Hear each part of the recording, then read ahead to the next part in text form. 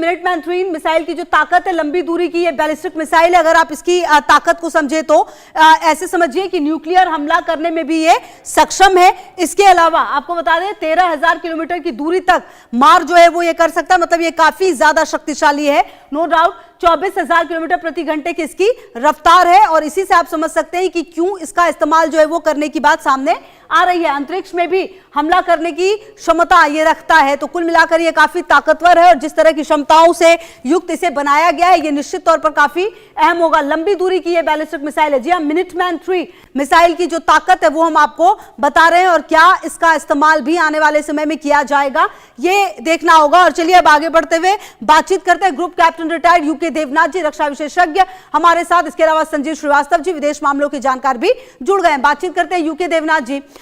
जिस तरह से ये पूरी जंग को अगर हम देखें और जिस तरह से इसकी शुरुआत हुई, रशिया अब काफी ज्यादा एग्रेसिव बिहेव कर रहा है। अब यूक्रेन को मदद देने के लिए स्पेन में एक सीक्रेट मीटिंग हो रही है। इस मीटिंग से क्या कुछ खास निकल सकता है और क्या आने वाले समय में रशिया को परेशान होने की जरूरत है? जी हाँ, इसमें कोई शक नहीं है कि यूक्रेन के युद्ध को अब जैसे हम देख रहे हैं 3 साल हो गए हैं और 3 साल तक लगातार अभी तक किसी भी नेटो कंट्री ने यूक्रेन में बूट्स ऑन ग्राउंड नहीं भेजे हैं। तो अगर नेटो कंट्रीज ये डिसाइड करती है कि वो यूक्रेन में बूट्स ऑन ग्राउंड भेजेंगे तो ये इस युद्ध की दिशा में एक बहुत बड़ी बदलाव की दर्शाता है। लेकिन खुशबू जी, इंडिकेशंस ये कह रही हैं कि नेटो जो है यूक्रेन में तभी ट्रुप्स भेजेगा जब सीज फायर हो जाएगा। तो इसमें बहुत फर्क है।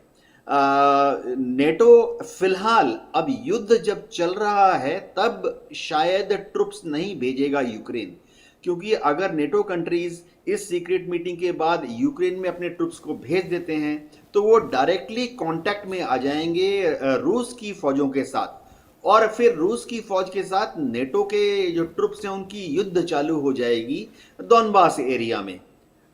तो शायद ऐसा नहीं हो।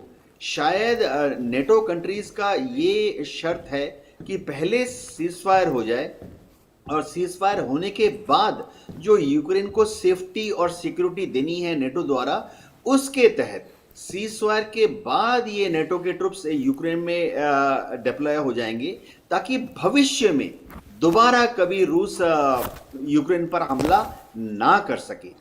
जी खुशबू जी। जी ठीक है सर, मैं आती हूँ आपके पास। संजीव श्रीवास्तव जी की भी मौजूदगी हमारे साथ है। अच्छा संजीव जी, इस पूरे युद्ध के दौरान मिनटमैन 3 का जो परीक्षण है वो भी किया जाएगा, ऐसी जानकारी भी सामने आ रही है। कुल मिलाकर ऐसा लग रहा है कि अब रशिया को घेरने की पूरी तरह से तैयारी कर ली और खुद जो अमेरिका है वो भी अब यही चाह रहा है, क्योंकि अब बातचीत की टेबल पर तो बात बन नहीं पाई। पुतिन की और ट्रंप की और जेलेंस्की की एक टेबल पर आने की बात हो रही थी, वो तो हो नहीं पाई। तो कुल मिलाकर अब इस दिशा में जो ये जा रहा है उसे क्या समझा जाए? देखिए, जो यूरोप के जो राष्ट्र हैं उन्होंने एक कोalition ऑफ विलिंग, यानी कि ऐसे जो राष्ट्र जो कि यूक्रेन को लगातार सैनिक और आर्थिक मदद देना चाहते हैं और उसके लिए और अधिक कंट्रीब्यूट करना चाहते हैं और यूक्रेन को अपना लगातार समर्थन बनाए रखना चाहते हैं, उन राष्ट्रों की ये मीटिंग हो रही है। 35 ऐसे जो राष्ट्र हैं कोalition ऑफ विलिंग के तहत, और उसके तहत ये स्पेन की राजधानी मैड्रिड में मीटिंग हो रही है। और अभी डोनाल्ड ट्रंप के सत्ता में आने के बाद से जिस तरीके से राष्ट्रपति डोनाल्ड ट्रंप ने पूर्व बाइडेन एडमिनिस्ट्रेशन से अलग हटते हुए यूक्रेन और रशिया के युद्ध को शांत कराने की बातें की और यूक्रेन को उन्होंने कई बार ये भी कहा कि हम तुम्हारी मदद तुमको जो दे रहे हैं राष्ट्रपति जेलेंस्की को वो हम रोक देंगे यदि आप शांति के लिए, सीज फायर के लिए तैयार नहीं हुए। और डोनाल्ड ट्रंप और राष्ट्रपति जेलेंस्की के बीच में व्हाइट हाउस में एक झड़प भी हुई थी और अभी दूसरी मीटिंग भी, उसमें भी ऐसी रिपोर्ट्स हैं कि कुछ एग्रेसिव हॉट टॉक दोनों के बीच में भी हुई। तो ये जो अमेरिका का जो बदला हुआ रुख है उसकी वजह से यूरोप के राष्ट्रों के अंदर इस बात की आशंका है कि अमेरिका क्या उसी तरीके की मदद यूक्रेन को देता रहेगा जैसा कि बाइडेन एडमिनिस्ट्रेशन के समय में दी जा रही थी। और जाहिर है कि उसकी आशंकाओं की वजह से उन्होंने कोalition ऑफ विलिंग को बनाया है, जिसमें कि यूरोप के राष्ट्र अपनी मदद जारी रखेंगे और यदि अमेरिका मदद देना कम करे तो ऐसे में यूरोप के राष्ट्र पूरी तरीके से अपने आप को तैयार रखना चाहते हैं।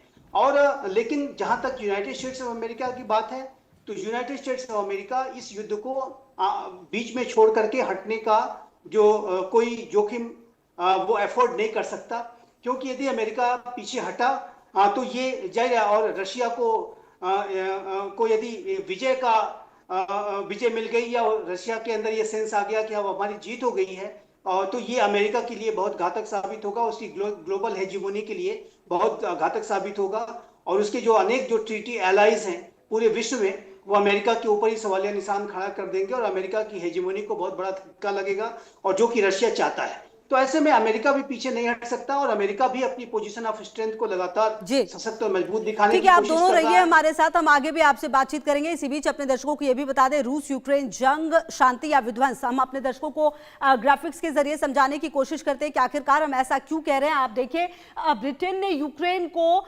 स्टॉर्म शैडो भी दे दी है। जी हाँ, अब आप इसको ऐसे भी समझिए कि कहीं ना कहीं जो पूरी परिस्थिति है वो रशिया के अगेंस्ट करने की कोशिश की जा रही है।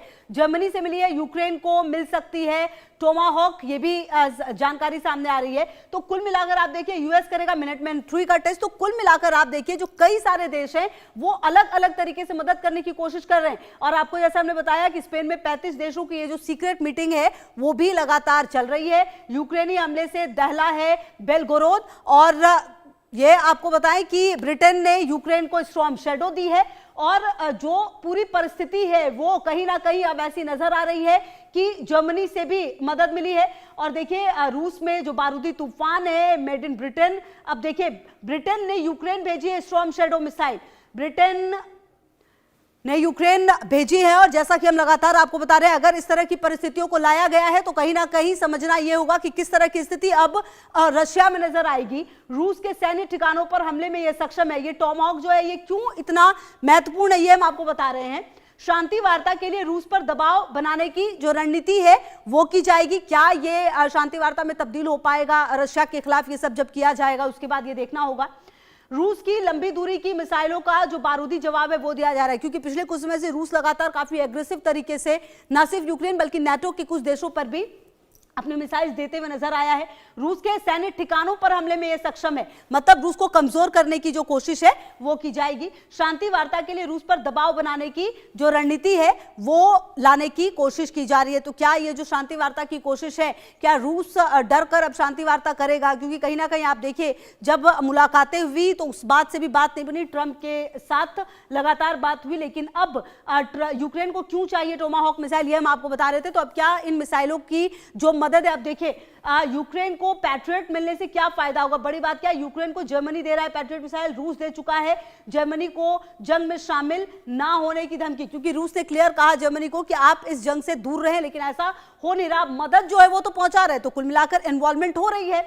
यूक्रेन को जर्मनी हथियार देगा तो कहीं ना कहीं यूक्रेन मजबूत होगा। यूक्रेन को जर्मनी दे रहा है पैट्रियट डिफेंस मिसाइल सिस्टम, तो ये जो पैट्रियट डिफेंस मिसाइल है ये काफी महत्वपूर्ण हो जाता है इस जंग में। और देखिए, क्योंकि रूस पहले ही कह चुका है कि जर्मनी इस जंग में ना हो शामिल, लेकिन हथियार देगा तो अंजाम बुरा होगा, ये बात भी रूस कह रहा है। तो अब देखिए, कहीं ना कहीं सर यूके देवनाथ जी, सीधे सीधे रशिया ने कहा जर्मनी को कि आप इस युद्ध में इन्वॉल्व मत होइए, लेकिन इन्वॉल्व नहीं होकर भी अगर आप पैट्रियट मिसाइल सिस्टम दे रहे हैं यूक्रेन को, मतलब आपकी एंट्री हो रही है, मतलब कुल मिलाकर आप रूस को कहीं ना कहीं कह रहे हैं कि भाई हम भी हैं इस युद्ध में। जी हाँ खुशबू जी, यूरोप के जितने देश हैं यानी नेटो देश हैं वो लगातार पिछले 3 साल से अमेरिका की शह पर और कई बार तो अमेरिका के दबाव में आकर यूक्रेन को अस्त्र शस्त्र सप्लाई कर रहे हैं। रूस ने बार बार यूरोप के देशों को, ब्रिटेन, फ्रांस, जर्मनी को धमकी दी है कि अगर वो इस युद्ध में यूक्रेन के साथ आएंगे तो फिर शायद रूस को बाध्य होकर इन देशों पर भी हमला करना पड़ सकता है। लेकिन अभी तक रूस की तरफ से, क्रेमलिन की तरफ से या राष्ट्रपति पुतिन की तरफ से भी तैयारियां, एक्सरसाइज तो काफ़ी किए गए हैं जिसमें उन्होंने अपनी फौज को, खासतौर से अपने जो बैलिस्टिक मिसाइल यूनिट्स हैं उनको फॉरवर्ड लोकेशन में डिप्लॉय किया है, जैसे कि बेलारूस में डिप्लॉय कर दिया है। लग ऐसे रहा था कि शायद उनकी तैयारियां हैं जर्मनी के ऊपर, फ्रांस के ऊपर या इंग्लैंड के ऊपर हमला करने की, लेकिन उन्होंने किया नहीं है। इसका बहुत बड़ा कारण है कि इस युद्ध में रूस जानता है कि उसको जो कुछ जीतना था, हासिल करना था, वो उसने कर लिया है। आज की तारीख में दोनेत्स्क, लुहांस्क, खेरसॉन, ज़ैपोरिज़िया ये सब रूस के कब्जे में है। रूस सिर्फ इतना ही कोशिश कर रहा है कि बस जहां पर लाइन ऑफ एक्चुअल कंट्रोल है वहीं पर ही सीज फायर हो जाए। यूरोप के कंट्रीज भी शायद अपना जो सपोर्ट रोल है वो सिर्फ हथियारों की सप्लाई तक ही सीमित रखना चाहते हैं। भले ही स्टॉर्म शेडो दे दें, भले ही पैट्रियट दे दें, लेकिन सबसे पहले ये देखा जाता है कि हथियार देते हैं। F-16 भी दे दिए इन्होंने, यूरोप के देशों ने यूक्रेन को, लेकिन F-16 देने के बावजूद उन्होंने अपनी मैन पावर नहीं दी, यानी जमीन पर अपने सोल्जर्स नहीं दिए हैं। तो पेट्रियट एयर डिफेंस सिस्टम, जाहिर बात है कि रूस की एयरफोर्स के लिए बहुत दिक्कत की बात हो जाएगी। ये तो patriot air defence system, patriot 3 जो है वो तो दुश्मन के हवाई जहाज़ों को 150 किलोमीटर, 250 किलोमीटर की दूरी से शूट डाउन कर सकता है। लेकिन रूस जो है उसको मालूम है कि जब तक पेट्रियट एयर डिफेंस सिस्टम को जो ऑपरेट कर रहे हैं वो यूक्रेन के सोल्जर हैं, ठीक है। लेकिन जिस दिन रूस को लगता है कि पेट्रियट एयर डिफेंस सिस्टम को जो ऑपरेट कर रहे हैं वो नेटो के सोल्जर्स हैं, तो फिर जो है मामला डगमगा जाएगा, आउट ऑफ कंट्रोल हो जाएगा। जी जी बिल्कुल, ठीक है सर, आती हूँ आपके पास। संजीव जी, कहीं ना कहीं जिस तरह से इस पूरे युद्ध में अब हम देख रहे हैं, लगातार ट्रंप ने कहा था कि अगर रशिया चाहता तो इस युद्ध को तो एक हफ्ते में खत्म कर सकता था। ये युद्ध चला है, इसमें नाटो से लेकर जो अमेरिका की किस तरह से इंटरफेयर किया है इन्होंने, ये हमने देखा है, दुनिया ने देखा है। लेकिन अब जिस तरह के मिसाइल्स की एंट्री हो रही है, चाहे वो जर्मनी की तरफ से हो, जो अमेरिका की तरफ से हो, और भी कई जो नाटो देश है उनकी तरफ से हो रही है, कुल मिलाकर ये युद्ध किस दिशा में जाता हुआ दिख रहा है? क्या रूस को कॉर्नर करने की कोशिश, और क्या रूस बातचीत की टेबल पर आ जाएगा ऐसे करने से? देखिए, दोनों ही जो पक्ष हैं वो अपनी अपनी पोजीशन ऑफ स्ट्रेंथ को, अपने डिफेंस पोस्चर को सशक्त और मजबूत दिखाने की लगातार कोशिश कर रहे हैं, और इसी प्रक्रिया में वो नए नए वेपन्स को वर्तमान समय में डेवलप कर रहे हैं। रशिया ने पिछले 13 दिनों में 3 बड़े न्यूक्लियर पावर्ड वेपन सिस्टम्स को अनवील किया है, और वहीं नेटो और अमेरिका से राष्ट्रपति जेलेंस्की टमाहॉक क्रूज मिसाइल्स की मांग कर रहे हैं, अत्याधुनिक वेपन सिस्टम पैट्रियट इत्यादि की मांग कर रहे हैं, और F-16 जैसे जो वेपन जो फाइटर जेट्स हैं वो यूक्रेन को पहले ही दिए जा चुके हैं। तो ऐसे में अमेरिका और नेटो, जो कि अप्रत्यक्ष रूप से इनडायरेक्ट तरीके से ये वॉर लड़ रहे हैं, और ये जो युद्ध है, जैसा कि मैं हमेशा से कहता रहा हूँ कि महाशक्तियां ही लड़ रही हैं, अप्रत्यक्ष रूप से लड़ा जा रहा है। यूक्रेन के कंधों, सैनिकों के कंधों पर रख करके बंदूकें अमेरिका और नाटो चला रहे हैं। डायरेक्ट ये लड़ नहीं सकते, क्योंकि जिस दिन डायरेक्ट लड़ेंगे ये न्यूक्लियर वॉर में बदल सकता है, और ऐसे में ये कोई म्यूचुअली एश्योर्ड डिस्ट्रक्शन का, सर्वनाश का रिस्क कोई नहीं ले सकता। तो ऐसे में जो लड़ाई है ये एक अप्रत्यक्ष तरीके से चल रही है, जो कि मेरे असेसमेंट के मुताबिक जो स्थितियां दिख रही हैं, जैसी महत्वाकांक्षाएं महाशक्तियों की दिख रही हैं, ऐसे में ये लंबा खिंचने के ज्यादा आसार दिखाई देते हैं। और ये जो लड़ाई ऑलरेडी लगभग अब 4 वर्ष पूरे होने जा रहे हैं, फरवरी में ये 4 वर्ष हो जाएगा। तो ऐसे में ये जो पूरी सिचुएशन है, ये जाहिर है कि पूरे विश्व के लिए अच्छी खबर नहीं है, और महाशक्तियां वर्तमान समय में अनेक तरीके के पोलराइजेशन में भी अब जा रही हैं। रशिया को अब लग गया है कि वो अकेले से वेस्टर्न अलायंस का मुकाबला नहीं कर सकता, तो ऐसे में वो China, north Korea, Iran, Belarus इत्यादि की मदद से एक नए फॉर्मेशन को, नए गुट को बना रहा है, और अमेरिका का गुट और नेटो का, जो यूरोपीय राष्ट्रों का गुट तो पहले से ही है। तो ऐसे में एक नए शीत युद्ध का, एक न्यू कोल्ड वॉर की जो सिचुएशन है वो बनती हुई दिखाई दे रही है, जो कि विश्व के लिए निस्संदेह अच्छे संकेत नहीं है। और इस तरीके की जो सिचुएशन है उसमें जाहिर है कि अनेक चैलेंजिंग स्थितियों का सामना करना पड़ेगा। और मैं यहाँ अवश्य कहना चाहता हूँ कि जहाँ तक भारत की बात है, भारत एक बार फिर से किसी गुट का पार्ट नहीं बनेगा, और भारत एक अपनी स्ट्रेटेजिक ऑटोनॉमी को मेंटेन करते हुए विश्व में शांति, सुरक्षा, स्थिरता, संपन्नता को लाने में अपना कंस्ट्रक्टिव कंट्रीब्यूशन करेगा। और भारत का जो रोल होगा, जैसे जैसे महाशक्तियों के बीच में ये टकराव, ये वर्चस्व की प्रतिद्वंद्विता और बढ़ेगी, वैसे वैसे आप देखेंगे कि भारत का रोल और अधिक अंतर्राष्ट्रीय समुदाय में महत्वपूर्ण होगा, क्योंकि भारत विवेक की आवाज है, भारत वर्ड्स ऑफ विजडम कहता है, भारत के पास विजन है, भारत वसुधैव कुटुंबकम की भावना के साथ कार्य करता है। आज का ये जो नया भारत प्राइम मिनिस्टर श्री नरेंद्र मोदी के नेतृत्व का है, वो one family one earth one future की भावना के साथ कार्य करने वाला राष्ट्र है। तो ऐसे राष्ट्रों की, ऐसे नेताओं की, प्राइम मिनिस्टर मोदी जैसे विश्व नेताओं की आज अंतर्राष्ट्रीय समुदाय को बहुत आवश्यकता है। बिल्कुल, और ये तो देखना होगा संजीव जी कि आने वाले समय में किस तरह की भूमिका जो है वो भारत की तरफ से होगी। अच्छा यूके देवनाथ जी, भारत की भूमिका पर तो बताइए कि भारत का क्या टेक हो सकता है। दूसरी बात ये भी, क्या जिस तरह का ये पूरा सिनेरियो है, ऐसा लग रहा है कि अब कुछ बड़ा इस युद्ध में हो सकता है? क्योंकि कई बार ऐसा लगा है इस युद्ध के दौरान कि हाँ कुछ अब बहुत बड़ा होगा, लेकिन उसके बाद जो है सब कुछ थोड़ा शांत हुआ है। उसके बाद रशिया की तरफ से तमाम बातें हुई, कुछ दिन पहले जेलेंस्की ने भी धमकी दे दी थी पुतिन को। तो कुल मिलाकर अभी अब ये जो युद्ध है वो किस दिशा में जाएगा, भारत की भूमिका क्या हो सकती है? खुशबू जी, इस युद्ध की दिशा उसी दिशा में जाएगी जो कि डोनाल्ड ट्रंप तय करेंगे। देखिए, जहां तक पुतिन है, पुतिन ने तो इस युद्ध में जो कुछ हासिल करना था कर लिया है। पूर्वी दोनबास का एरिया पूरा उनके कंट्रोल में है। जहां जहां भी रूसी मूल के लोग ज्यादा थे वो पूरा उनके कब्जे में है। क्राइमिया तो रूस के कब्जे में 2015 से है ही। तो रूस को और कुछ जमीनी सक्सेस नहीं चाहिए। रूस सिर्फ इतना चाहता है कि अब यूक्रेन शांत हो जाए और जहां पर युद्ध हो रहा है उसी लाइन पर युद्ध विराम के लिए मान जाए।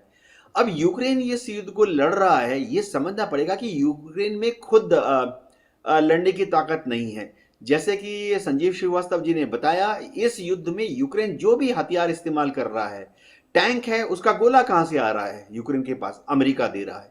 तोप है उसका गोला कहां से आ रहा है, यूक्रेन के पास अमेरिका दे रहा है। यूक्रेन की एयर डिफेंस मिसाइल सिस्टम्स हैं, फायर कर दिया, खत्म हो गई। उसके बाद कल सुबह फायर करने के लिए एयर डिफेंस मिसाइल कहां से आ रही हैं, अमेरिका दे रहा है। तो जब तक डोनाल्ड ट्रंप यूक्रेन को टैंक के गोले, तोप के गोले, एयर डिफेंस मिसाइल्स, मतलब मैं एक्सपेंडेबल्स की बात कर रहा हूं जो खर्च हो जाती है युद्ध में, उन अम्युनिशन को देता रहेगा, तब तक यूक्रेन इस युद्ध को लड़ता रहेगा। अब डोनाल्ड ट्रंप क्या चाहते हैं? डोनाल्ड ट्रंप भी जेलेंस्की के ऊपर दबाव डाल रहे हैं कि बहुत हो गया, बहुत हो गया, अब इस युद्ध में तुम पुतिन के साथ बैठकर सीज़फायर टॉक की बात करो। इसका बहुत बड़ा रीजन है कि डोनाल्ड ट्रंप का दावा है, शायद सत्य भी हो, कि अभी तक अमेरिका ने इस युद्ध में $350 बिलियन खर्च कर दिए हैं और इसमें से $1 भी अभी तक यूक्रेन ने अमेरिका को पे नहीं किया। तो अमेरिका भी इस ऊहापोह में है कि भविष्य में यूक्रेन कैसे इस पैसे को वापस करेगा। $350 बिलियन। भारत का रोल बहुत ज्यादा अहम है। देखिए, दुनिया में ज्यादातर देश ऐसे हैं, अगर वो रूस के साथ बात करते हैं डिप्लोमेटिकली, तो उनका डिप्लोमेटिक रिलेशन यूक्रेन के साथ नहीं है। दुनिया में कई ऐसे देश हैं, पश्चिमी देश, जो कि यूक्रेन के साथ अपना राजनीतिक और कूटनीतिक संबंध रखते हैं, लेकिन उनका राजनीतिक कूटनीतिक संबंध रूस के साथ शून्य है। भारत दुनिया के उन गिने चुने 2 या 3 देशों में से है जो कि उभय पक्ष के साथ, रूस के साथ भी, यूक्रेन के साथ भी, अपना पॉलिटिकल और राजनीतिक संबंध, एम्बेसीज भी हमारी दोनों जगह काम कर रही हैं। और मोदी जी का प्रभाव बहुत ज्यादा है। राष्ट्रपति पुतिन और मोदी जी में एक 1-to-1 रिलेशन है। इसी तरह से जब भी जेलेंस्की बात करते हैं तो वो हमेशा मोदी जी की तरफ इस आशा से देखते हैं कि शायद मोदी जी पुतिन को समझाकर इस युद्ध को बंद करा ले। मोदी जी ने कम से कम 4 बार ऐसे कहा है कि यह यूक्रेन और रूस के बीच में यह युद्ध का समय नहीं है, शांति का समय है। पुतिन भी मानते हैं इस चीज को, जेलेंस्की भी मानते हैं। तो हो सकता है भविष्य में एक समय ऐसा आएगा कि वो थोड़ा सा जो एक्स्ट्रा पुश लगाना पड़ेगा वो भारत की तरफ से आएगा, मोदी जी की तरफ से आएगा, शांति के लिए। जी ठीक है, आप रहिए हमारे साथ यूके देवनाथ जी। संजीव जी, देखिए कहीं ना कहीं जब जब इस तरह की परिस्थितियां आई हैं तब तब देखने को मिला है कि ट्रंप ने लगातार ये कहा है कि भाई हमने तो युद्ध रुकवाया है, नोबेल की भी बात अपने लिए की है, लेकिन अब जो ये परिस्थिति बन रही है तो बिल्कुल ही अलग बन रही है। और अब जब मिनटमैन 3 को लाने की बात हो रही है तो कुल मिलाकर पूरी तरह से दबाव बनाने की कोशिश रशिया पर और पुतिन पर नजर आ रही है। हालांकि अब क्या इसका रूस की तरफ से जवाब हो सकता है, यही देखना सबसे अहम है। देखिए, अमेरिका के राष्ट्रपति Donald Trump peace through strength की बातें करते हैं। वो कहते हैं कि मैं शांति का तो समर्थक हूं, लेकिन वो मैं शक्ति के साथ शांति लाना चाहता हूं। और उन्होंने ईरान के ऊपर, आप देखिए तो एक बहुत बड़ी स्ट्राइक उसके न्यूक्लियर इंस्टॉलेशंस पर कंडक्ट की। उसी तरीके से वो हमास को, हिजबुल्लाह को भी लगातार चेतावनियां देते हैं कि यदि उन्होंने किसी तरीके की आतंकी साजिश को इजराइल के विरुद्ध रचा, तो ऐसे में उसका अस्तित्व मिटा देंगे। और इस तरीके के जो, और अभी आप जैसा कि बता रहे हैं कि वो मिनटमैन 3 जैसी एक nuclear capable intercontinental ballistic missile जो कि ग्लोबल स्ट्राइक रेंज रखती है, वो जाहिर है कि उस तरीके की बड़ी मिसाइल्स को अब वो अमेरिका टेस्ट कर रहा है। और अमेरिका ये जो टेस्ट कर रहा है, या अब वो अपनी न्यूक्लियर टेस्टिंग को भी रिज्यूम करना चाहता है, उसके लिए भी डोनाल्ड ट्रंप ने आदेश दे दिए हैं। तो उसका कारण यह है कि रशिया भी और चाइना भी इस तरीके के बड़े मिसाइल्स को वो डेवलप कर रहे हैं। जैसा कि मैंने बताया कि पिछले 13 दिनों में रशिया ने 3 बड़े न्यूक्लियर पावर्ड मिसाइल्स को और उसके लॉन्चर को टेस्ट किया। तो ये विश्व में ये जो संकेत हैं, ये महाशक्तियों के बीच में जो एक वर्चस्व की प्रतिद्वंदिता तो है। ये बात आप सही कह रहे हैं, वर्चस्व की जंग है। और देखना तो अब ये अहम होगा कि आने वाले समय में तमाम देशों की तरफ से और क्या कुछ प्रतिक्रियाएं सामने आती है। बहुत शुक्रिया यूके देवनाथ जी आपका भी, संजय श्रीवास्तव जी आपका भी। तमाम खबरों पर नजर है, आप रहिए हमारे साथ, देखते रहिए इंडिया न्यूज। खबर